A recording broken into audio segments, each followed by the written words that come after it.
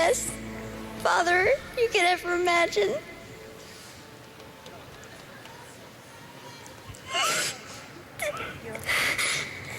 And I just wanted to say I love him.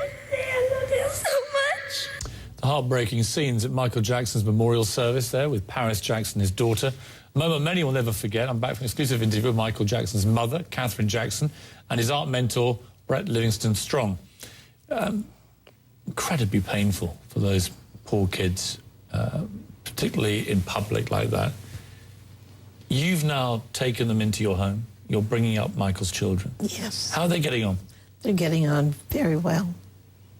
They seem, I mean, to be doing remarkably well. They also seem to have, between them, all his kind of zest for life, his talent, his confidence in public, all those things. It's extraordinary to watch. It must be for you too. It must be like almost reliving Michael. They're in school, and the two oldest children go to private school. The youngest doesn't want to leave home yet, so we have a teacher there for him. Excuse me. In school, and the oldest Prince, the oldest boy, is such a great student. Is he? His grades are so good. They're A+. And do you see the spirit of Michael in them? yes, I do. I do. How would you feel if they want to go? I mean, Paris has already started down this road. If they want to go into show business. Yes, Paris does. Do you feel pleased about that or concerned? Well, I'm pleased and I'm concerned at the same time, because I don't think that Michael would wanted her to be out there this soon. But she wanted it so badly, and she kept saying, please, Grandma, I want this, you know. And so it was something she really wanted, so I just gave in and said, okay. And how good is she? I mean, how talented are these? She's very good.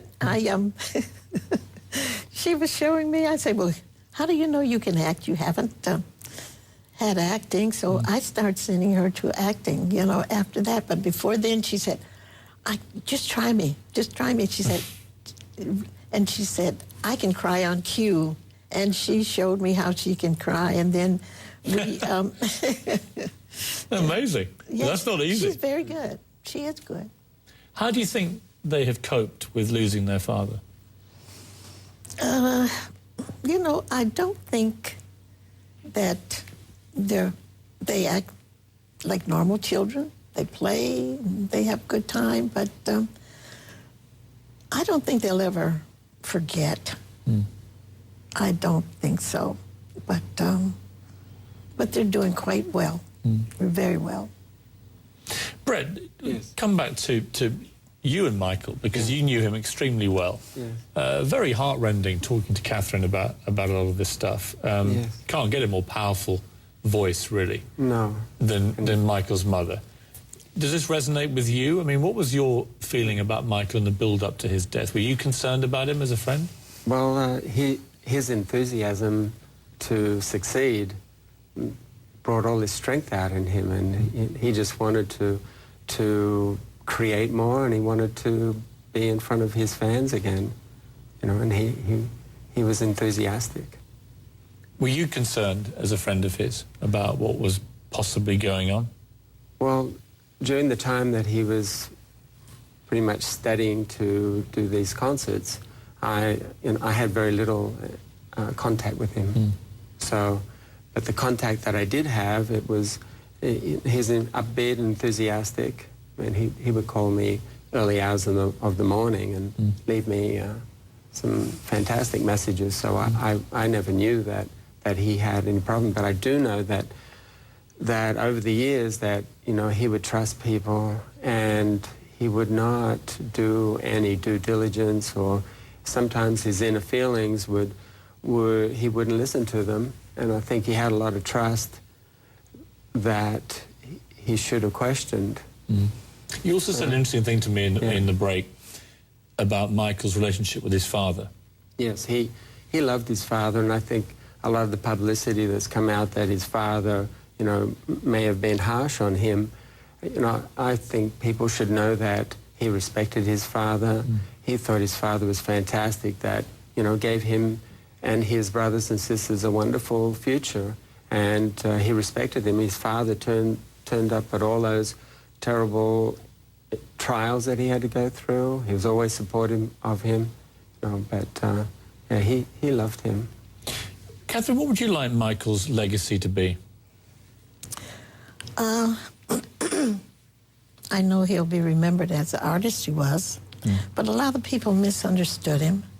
They didn't know Michael loved life, he loved people, and he gave so much to charity, and he always loved to give to the people that didn't have, even since he was a little kid, about 6 or 7 years old.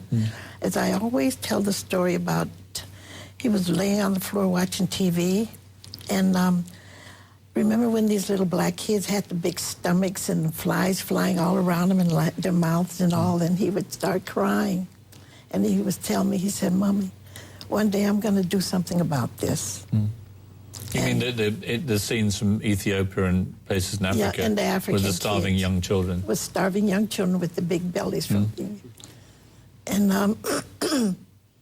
and he's always been giving to charities and things like that, and he gave more than people knew.